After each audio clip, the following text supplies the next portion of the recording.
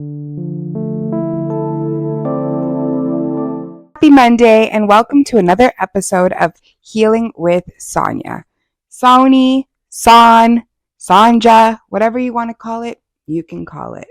On today's episode, I'm going to talk about 8 different ways that I helped myself heal. These are just suggestions on ways that you can use if you'd want to. No pressure. These are just the things that I did for myself to heal emotionally. These are 8 different ways to emotionally heal with Sonia. The first one is expressive writing. As you know, I did write a book, and in that time when I needed healing is when I wrote the most. I am not telling you that you could write down how you feel and then publish it for the world to see. That's just what I did.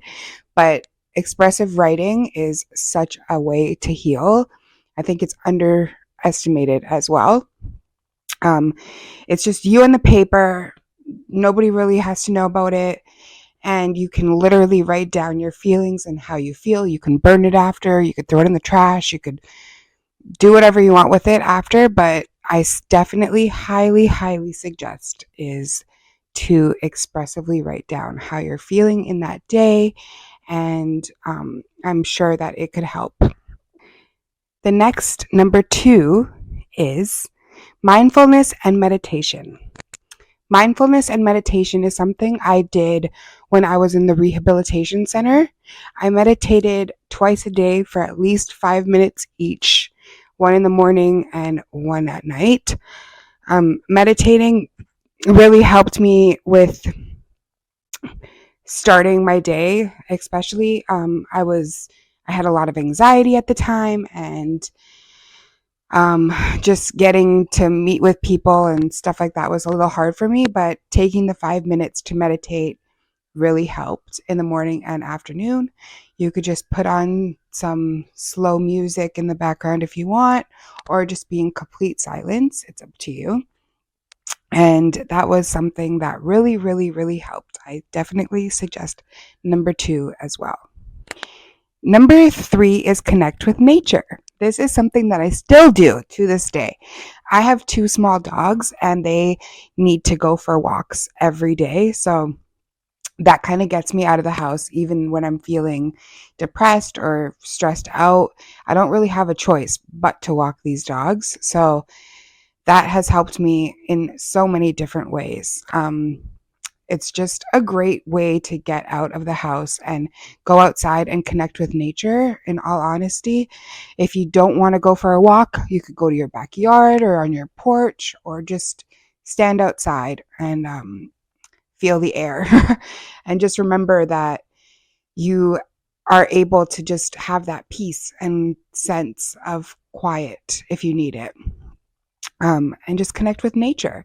Nature is something that is so useful, especially when it's sunny outside. Getting that vitamin D is amazing. I know right now we're in Canada and we don't really have that much sun at the moment, but just feeling the air kind of awakens you in a way as well. If you're feeling a little bit depressed or sad, just getting outside is a great way to help. So outside, get out there if you need to, and just take the time. Just take a nice walk alone if you want, with a friend, chit chat, and just remember that we are able to be outside and be thankful for it. Number 4 is practicing self-compassion.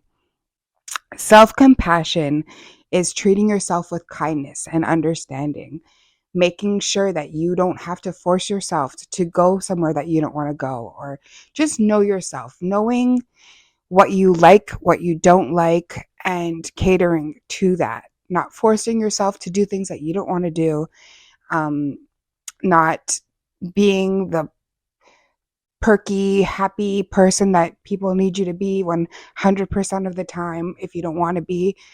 It's okay. You have to know yourself, and you have to have compassion for yourself and what you are going through.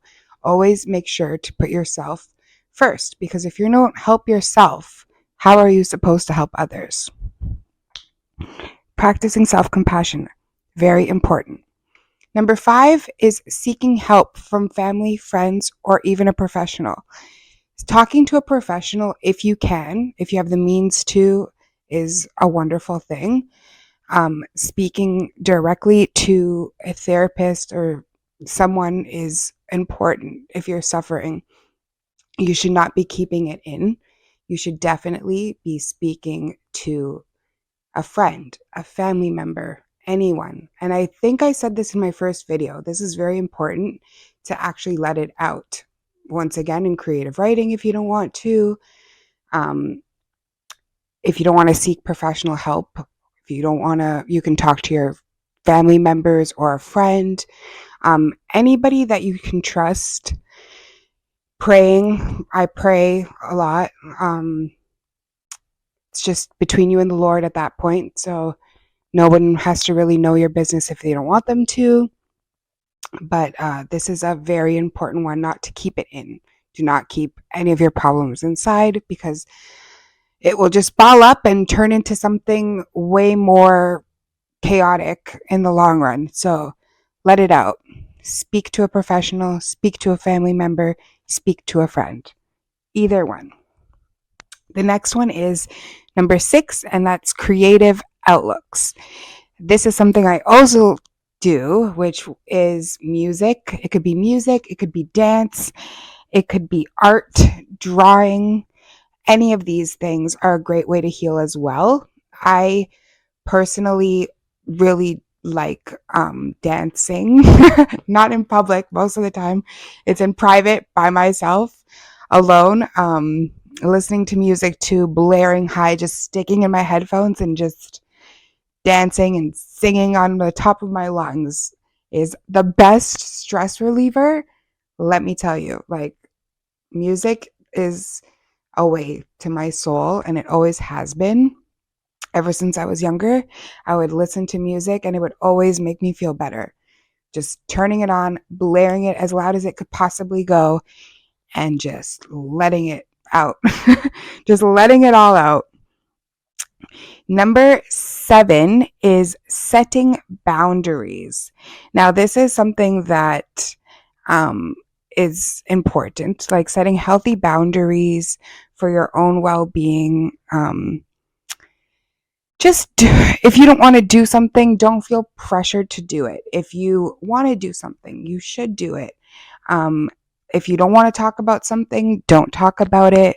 Setting boundaries with people that you feel have been mistreating you or just taking advantage of your kindness, you should stop that as well.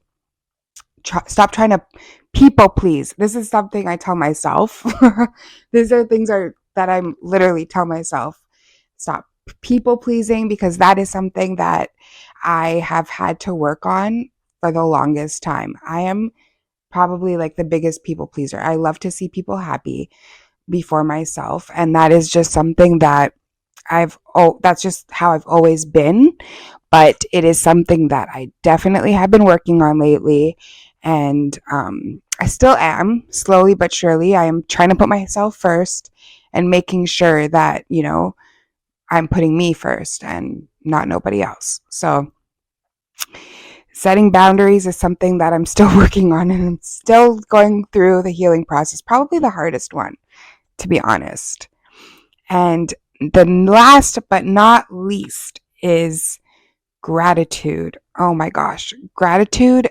Having gratitude for the things I have, the people I have in my life, is something super, super duper important.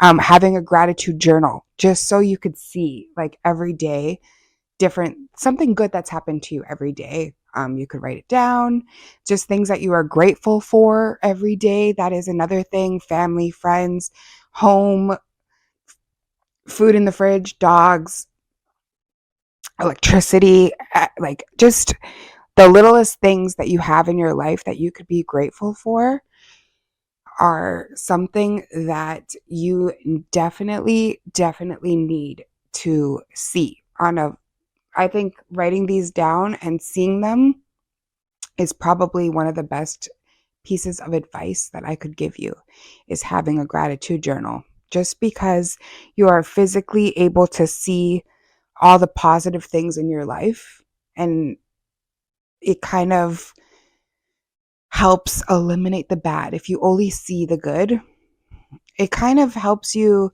just be grateful for what you have. I feel like gratitude is something people take advantage of. I do not think that people are thankful for the little things that they have as much as we should be.